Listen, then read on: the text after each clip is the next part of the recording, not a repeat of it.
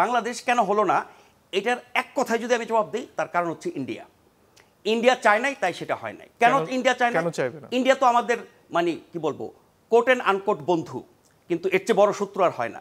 বাংলাদেশকে কোন জায়গায় দ্বিপাক্ষিক সম্পর্ক থেকে শুরু করে, আঞ্চলিক বিষয় থেকে শুরু করে আন্তর্জাতিক বিষয়ে কোন জায়গায় ইন্ডিয়া বাংলাদেশের পক্ষে দাঁড়িয়েছে বা সহায়তা করেছে খুঁজে পাওয়া খুব কঠিন হবে। কখনো বিরত থেকেছে, কখনো এড়িয়ে গেছে। না, দ্বিপাক্ষিক সম্পর্ক নিয়ে আমাদের রাজনীতিবিদরা, বিশেষ করে আওয়ামী লীগের নেতারা যা কিছু বলেন না, এগুলো খুবই হাস্যকর, খুবই হাস্যকর, এবং আমার খুব রাগ হয়। বাস্তবতা হচ্ছে ইন্ডিয়া আমাদেরকে যতভাবে সম্ভব ক্ষতিগ্রস্ত করেছে, করেছিল।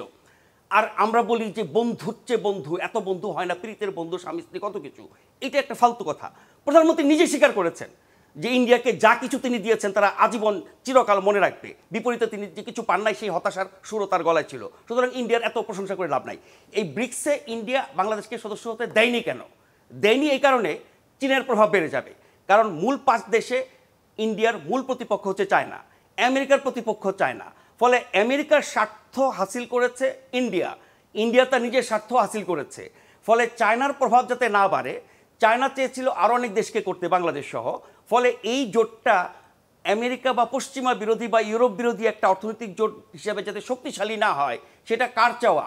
আমেরিকার চাওয়া। সেই চাওয়াকে বাস্তবায়ন করছে ইন্ডিয়া, বাস্তবায়ন করছে, এবং ইন্ডিয়া বাস্তবায়ন করতে গিয়ে তার স্বার্থ হাসিল। এখানে আরেকটা বিষয় আলোচনায় ছিল যে এই বৈঠকের ফাঁকে বাংলাদেশের প্রধানমন্ত্রী এবং ভারতের প্রধানমন্ত্রীর কোনো দ্বিপাক্ষিক বৈঠক হবে কিনা, সে ব্যাপারটা দ্বিপাক্ষিক বৈঠক হওয়া নির্ধারিত ছিল কিনা আমি জানি না, সম্ভবত ছিল না, ছিল আলোচনায় ছিল। এখন ধরেন আমি যদি প্রধানমন্ত্রী হতাম, আমি তো মোদির দিকে তাকাতেই না, তার সাথে কি দ্বিপাক্ষিক সম্পর্কে বৈঠক করব? কারণ এই বন্ধু দেশ, যার জন্য আমরা এত কিছু দিয়েছি, 15 বছর ধরে অকাতরে ঢেলে দিচ্ছি, তিনি আমাদের বিপক্ষে গেলেন। এরপরে আপনি তার সাথে দ্বিপাক্ষিক বৈঠক করবেন কোন হিসাবে? হ্যাঁ, কুশল বিনিময় হয়েছে, দেখা হয়েছে, আমরা সেই ছবি দেখেছি। চায়নার প্রেসিডেন্টের সাথে দেখা হয়েছে, কথা হয়েছে, দ্বিপাক্ষিক বৈঠক হয়েছে।